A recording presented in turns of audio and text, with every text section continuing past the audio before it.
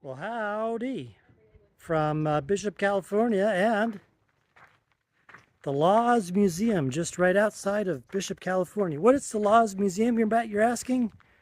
Well, the Laws Museum is a collection of buildings that represent the history of the Owens Valley here, where Bishop, California is located. So the valley was first settled in the mid 1800s, and the town of Bishop itself, which was originally called Bishop Creek, quickly grew to be the commercial center of the whole valley. But there was also the town of Owensville, which was located here in this area where the Laws Museum is located. And this Laws Museum is a collection of buildings, like I said, that have been collected and moved over here that represent buildings that were actually standing in various parts of the Owens Valley and the surrounding area. So let's actually go take a look at a few of these buildings to give you a taste of what it's all about. So first off, we got the telegraph office and the old depot itself, and take a look at what the how they operated in those days, huh? The old telegraph system right over there. Oh, wait, they're sending a message. Do you know your Morse code? What are they saying?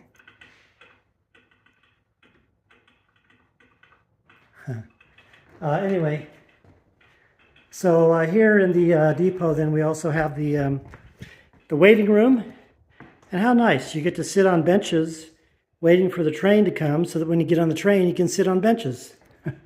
But they had a nice wood-burning stove, so during those cold days when you're waiting, you'd be nice and warm.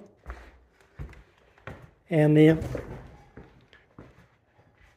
over here was the baggage room, hoping that they got all your baggage on.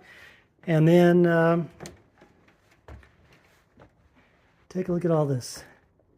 And how about this? They have a couple of old model train sets right here. And you might recall when we visited the Ruland Junction train museum in Arkansas. I'll show you a little clip here. So this is nothing, this has got nothing on old Ruland Junction there, but nonetheless, it's a nice little thing to have. But these old depot stations are really, really something to see, especially when you look at the construction, and also when you stamp on the floor. It's really, they're really constructed well.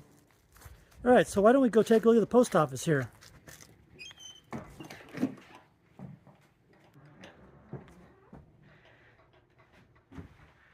Quaint, small, but gets the job done, right? And how would you like to be the, oh, hello there. Have a busy mail day today? But a lot of post offices today are much bigger, especially in your larger cities, aren't they? All right, let's take a look at some others. Well, just like today, people sometimes get sick, and people sometimes want to go to the doctor. But you got them all right here in one place. Not only do you have the doctor, and not only do you have the optometrist, and not only do you have the dentist. Where's the dentist? The dentist is over here. And not only do you have the pharmacist, but you also have, what else would go with these guys? The barber, of course.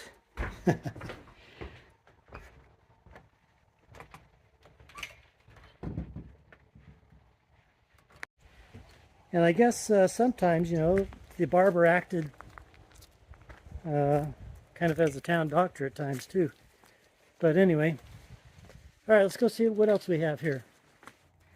Okay, right here we have the railroad agent's house. And as you might recall, in some of the houses we've seen before in previous episodes in various parts of the country, it's always interesting to see the layout of these houses from yesteryear. You know, when you walk in, usually you would have, you'd either usually walk into the kitchen and then living area.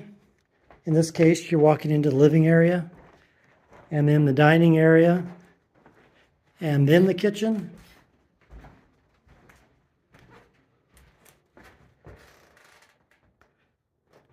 And look at how low the stove was. I always marvel at how small everything was in comparison with everything we have today, huh? So the dining room here, living room, and then you had the sitting area, which this also had a Murphy bed in it. And then the bedroom was right up here in the front of the house.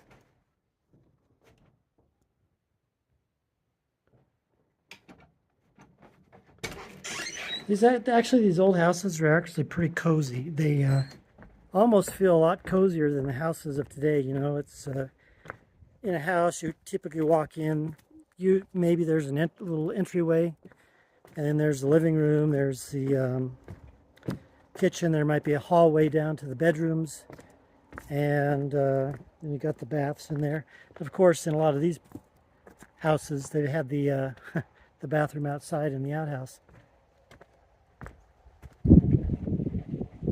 Now, this being also a railroad museum, of course, you've got rail cars on display, box cars. This looks like it was a baggage car, probably also where the conductor stayed. There's a little stove in there. And then you've got some train stuff down here. In fact, let's take a look at old train number 9. And if you look at these tracks here, these tracks aren't rusty. They're somewhat silver. So they're used every so often because old train number 9, that's right, old train number 9 is still in use, albeit just for tourist purposes right now. But let's go take a look at it. Oh, before we do, look at that nice view, sunset view, getting towards sunset view of the White Mountains. And you may not be able to really tell it from this picture, but those mountains are 12,000 feet tall. In fact, we saw, and I'll put another link, I'll give you a clip right here. We had a episode of going up there to the White Mountains, I think it was last year, was it? So anyway, let's take a look at old engine number 9. It's kind of roped off, so we're going to kind of get a rear view of it. But let's see what we can see here. Here's old engine number 9. Old steam engine, still works. And then here's something interesting too, is there's this train car here, the old Death Valley Railroad. Interesting story of this is that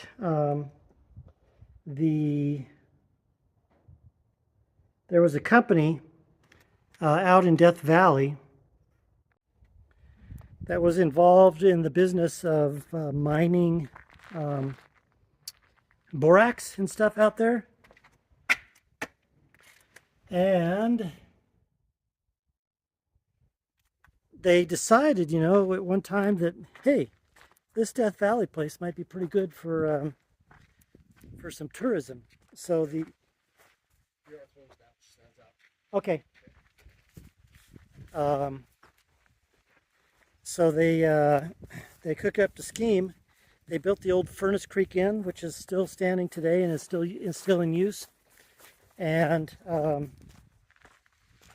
they brought tourists over from Death Valley Junction, which is currently to the east of Death Valley. And they brought them in November through May during the cooler season. And that was their deal, you know. So, and that train car is still in existence. But over here, it's an old miner's cabin. Compare this with some of the miners' cabins we've seen. Look, the front room is your living room, dining room, kitchen, and then, oh yeah, you got a bedroom.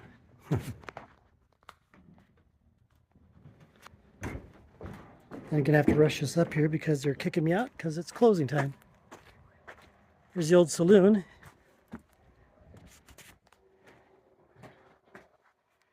Not very big, is it?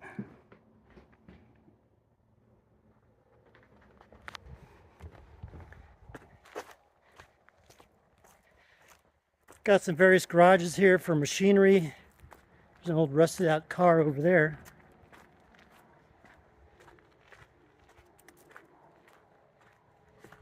Blacksmith shop over there. But a couple more buildings I want to show you over here. And one of the buildings, the Wells Fargo building up here, one of the buildings, there's a trivia I'm going to share with you towards the end of the video.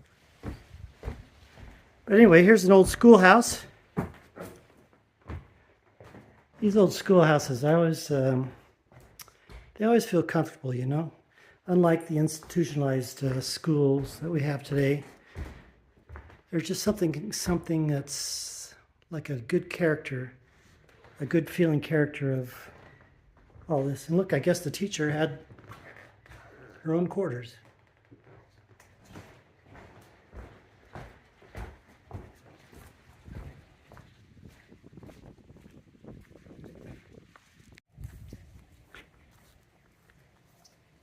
So here's the old Wells Fargo building, and see if you can place this.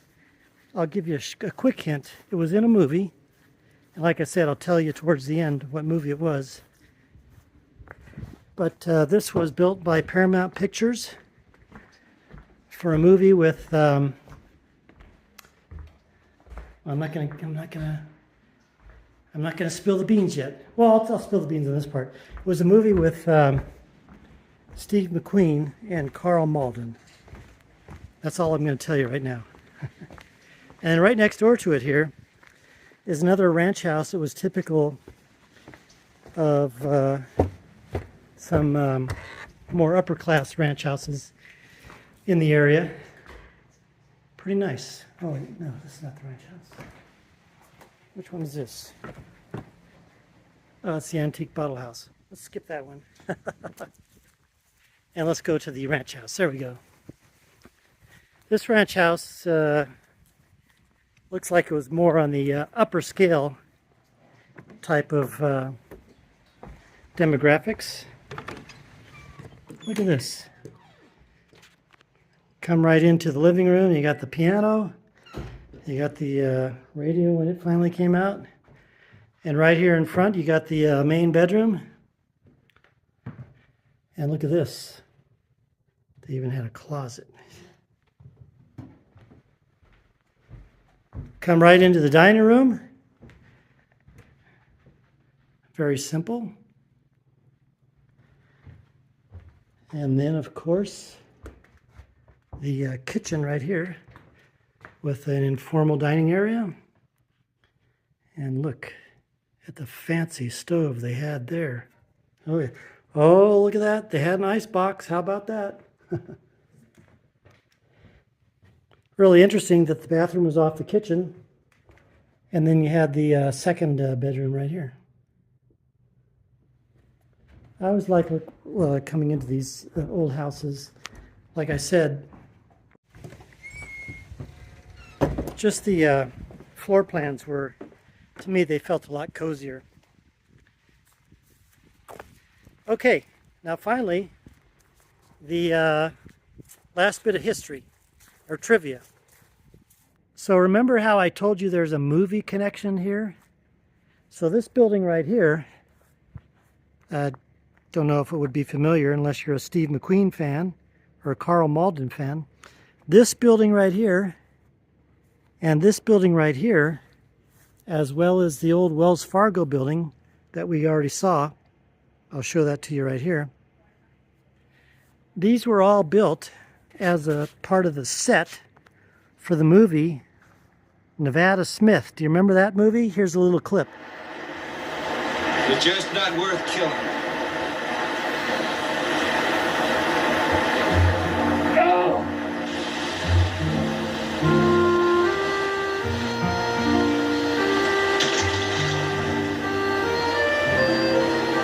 Finish me! Finish me! Yeah! You haven't got the guts! You yellow! You yellow! You haven't got the guts! You haven't got the guts! You yellow! You yellow! That's right, you haven't got the guts, you're yellow. So that's trivia number one. But trivia number two, and actually here's a tip for all you safe crackers or locksmiths that want to try and crack open a safe without drilling through it by just trying to do it through the combination. There's a safe in here that was part of the old bank that serviced the Owens Valley back in the 1920s. And this safe right here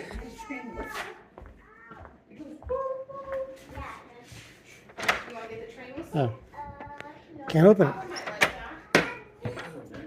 Anyway, in the safe, this part is able to be opened, but on the bottom of the safe, you can try and open the combination, and whatever might be in that safe, you get to split it half and half with the museum and yourself. But since I gave you the tip, then your half you got to split with me. So this safe here was, like I said, part of the old bank that failed back in the 1920s, and it failed as a result of the guys that owned the bank. They kind of, embezzled some money, and the feds collected what they could, but they can never get what was out of the safe. And so, of course, the guys never wanted to cough up the combination. So long story short, the safe changed hands over the years and changed hands and changed hands again. The museum finally got a hold of it, and they said that if you can crack open the safe without destroying it, you get to split whatever's in there. And who knows, there might be $500,000 in there. So come to the Laws Museum just right outside of Bishop, California. Tell them you want to try and crack open the safe. You can only do it by trying to do the combination. And whatever's in there is half is yours and half is theirs. So that's finally our tour of the Laws Museum and a little bit about the Owens Valley. And so we're going to head down to, I don't know where we're going to go, but wherever it is it's going to be, it's probably going to be next week, so stay tuned. I drove 180 miles to get here, and just to see this.